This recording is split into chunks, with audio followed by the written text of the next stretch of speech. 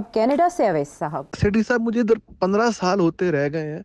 मेरा सवाल यह है कि जब ओवरसीज पाकिस्तानियों की बात करते हैं तो उसमें लामहदूद जो सपोर्ट नज़र आती है वो इमरान खान की नज़र आती है। कहीं भी आप खाली कनाडा नहीं, मतलब कहीं भी मिडल ईस्ट ले लें, इमरान खान का जो ओवरसीज पाकिस्तानीज है वो बहुत ज़्यादा उनकी सपोर्ट करते हैं और वो अंधाधुन फॉलो करते हैं। वो कुछ मतलब उनके खिलाफ कुछ सुनना भी नहीं चाहते हैं, बल्कि वो भले वो सही भी क्यों ना हो। इसके बजाय दूसरे हम देखते हैं People's Party and Noon League और जो जैसे ये दो बड़ी जमातें हैं, इनका हम ओवरसीज में इतना सपोर्ट नहीं देखते। थोड़ा बहुत तो है, लेकिन जिस तरह इमरान खान का है इस तरह से इनका नहीं है। तो आखिर ऐसी क्या वजह है कि ये जो ओवरसीज पाकिस्तानी है ये क्यों इतना अंधाधुंध सपोर्ट करता है, और ऐसी क्या बात है कि इमरान खान ही इनको क्यों पसंद आता है? आपने तो सवाल के अंदर ही पीटीआई को उठा लिया है। बहुत बड़ी अच्छी बात है। हकीकत तो यही है कि जो आप कह रहे हैं। अच्छा, अब सवाल ये है कि इसका जवाब क्या है। देखिए, मैंने ओवरसीज़ पाकिस्तानी को देखा है कि जबकि वो भुट्टो साहब को बहुत सपोर्ट करते थे। मैंने ओवरसीज़ पाकिस्तानी को देखा है जबकि वो मोहतरमा बेनज़ीर भुट्टो साहिबा को सपोर्ट करते, किसी और को नहीं करते थे। उस वक़्त एक नवाज़ शरीफ साहब थे और एक बेनज़ीर भुट्टो साहिबा थी। मैंने वो भी देखा है कि जब वो बेनज़ीर भुट्टो साहिबा से दूर हो गए और नवाज़ शरीफ साहब को सपोर्ट करने लगे। जब भी मैंने ये सब चीज़ें देखी हैं पिछले 20-30 साल में, 30 साल में। मगर अब जो चीज़ बदली है वो ये है, एक कि जब 30 साल में लोग कभी इधर कभी उधर, कभी इधर कभी उधर, लोग थक भी जाते हैं, लोग मायूस भी हो जाते हैं पुरानी पार्टी से। और ये एक तारीख़ का तकाजा भी है कि 10 साल से ज़्यादा अगर कोई बंदा रह जाए तो लोग कहते हैं अपने यहाँ शक्ल की ज़रूरत है, नए पॉलिसीज़ की ज़रूरत है। जितना अच्छा काम भी किया हो, आपको याद होगा कि विंस्टन चर्चिल के बारे में कहा जाता है कि उन्होंने सेकेंड वर्ल्ड वॉर जिताया था, मगर बरतानिया की अवाम ने उनको प्राइम मिनिस्टर नहीं बनाया उसके बाद, हालांकि उन्होंने जिताया था। तो ये इस किस्म की सूरत हाल होती है।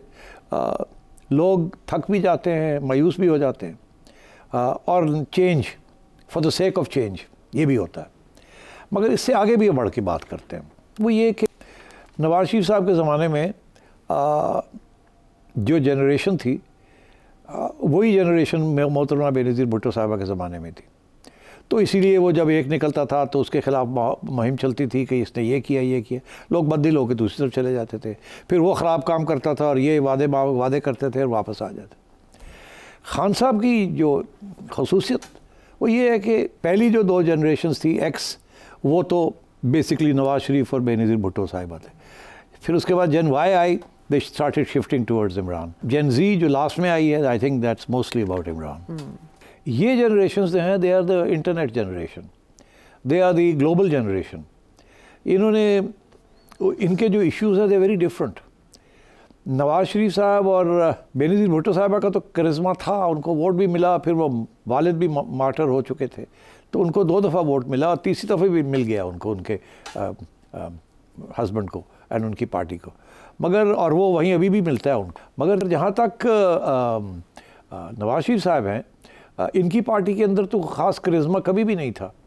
मगर क्योंकि ये सॉलिड पंजाबी पार्टी थी और मियाँ साहब सॉलिड पंजाबी थे और इनके बड़े तल्लुकात थे इस्टेब्लिशमेंट के साथ, तो इनको हमायत भी थी। इमरान खान साहब इज़ अ हीरो। अभी तक भुट्टो साहब भी हीरो नहीं थे कभी भी, मोहतरमा भी हीरोइन नहीं थी। एक छोटे से वक्त के लिए वो हीरोइन बनी थी, मगर रही नहीं हीरोइन, बिकॉज 2 दफ़ा निकाली गई थी। पहली दफ़ा जब वापस आई थी तो हीरोइन थी। इमरान खान तो हीरोइक स्टेटस है उनका, तो वर्ल्ड कप के बाद भी बिकेम ए हीरो। ये जो अस्पताल बनाया उन्होंने, हीरोइक, लोगों ने पैसे दिए। सो इमरान का एक एडिशनल डायमेंशन है इस हीरोइक। सो मैं समझता हूँ कि इन 3 वजह से Imran is still very popular amongst 3 generations. वो जनरेशन जो मियाँ साहब से 1 दफ़ा नहीं 2 दफ़ा फ़ारग हो चुकी, वो जनरेशन जो पीपल्स पार्टी से 1 दफ़ा नहीं दूसरी दफ़ा फ़ारग हो चुकी, और अब ये तीसरी जनरेशन है जो कि इन एनी केस इनको वोट डालती नहीं है।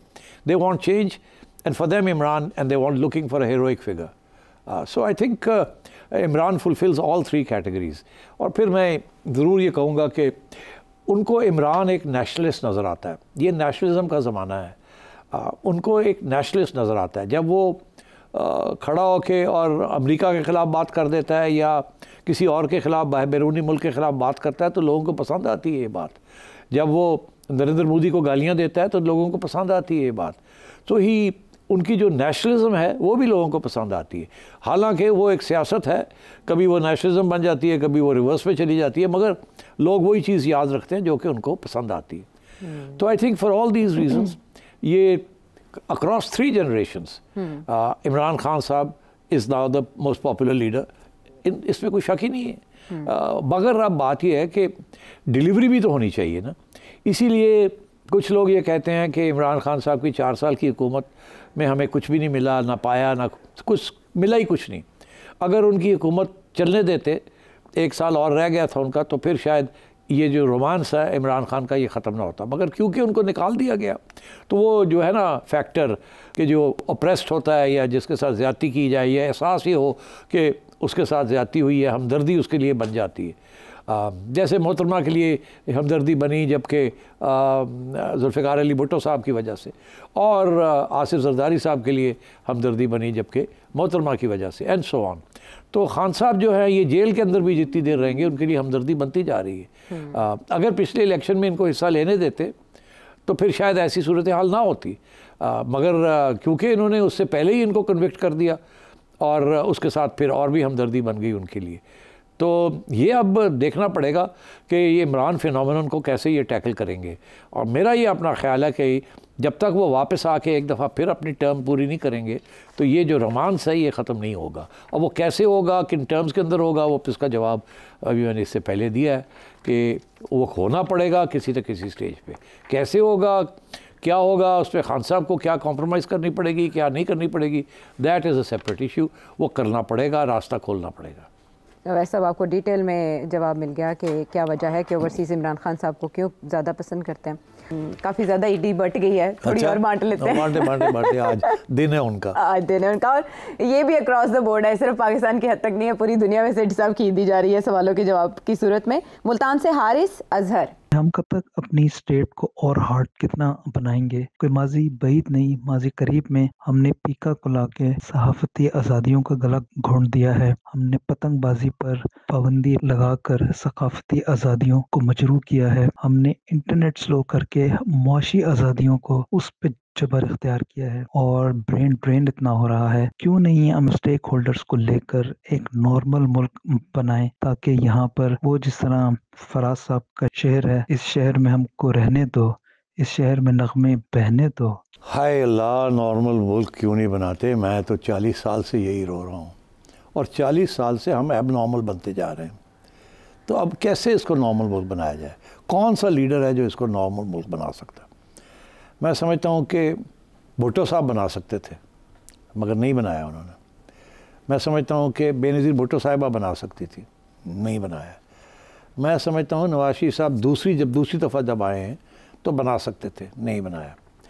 मैं समझता हूँ इमरान खान साहब तो बिल्कुल बना सकते थे, जितना पावर उनके पास था और जो हाइब्रिड रजीम चला रहे थे और जितनी पॉपुलैरिटी थी वो बिल्कुल बना सकते थे, नहीं बनाया, नहीं बनाया। अच्छा, तो अब कैसे ये बनेगा नॉर्मल मुल्क? हम घेराव हुआ है हमारा इस वक्त जियो स्ट्रेटिजिकली। एक ज़माने में ये हमारी एक असासा था कि जहाँ हम हैं, जिस इलाके में trade route to Central Asia and beyond, अब वो सब बंद हो गया है। जिस किस्म की यहाँ की पॉलिसीज़ चलती रही हैं, जिसके अंदर रियासत के इदारे और सियासतदान सारे इंक्लूडिंग इमरान खान सारे मुलव्वस हैं, सब ज़िम्मेदार हैं इसके। तो ये मुझे नज़र नहीं आता कि ये नॉर्मल मुल्क बनेगा। नॉर्मल मुल्क बनने के लिए बहुत ज़बरदस्त लीडर की ज़रूरत है और बहुत हार्ड स्टेट की ज़रूरत है। और वो हार्ड स्टेट उस किस्म की हार्ड स्टेट नहीं जिस किस्म की हार्ड स्टेट रिप्रेशन की तरफ, राइट विंग की तरफ जाती है।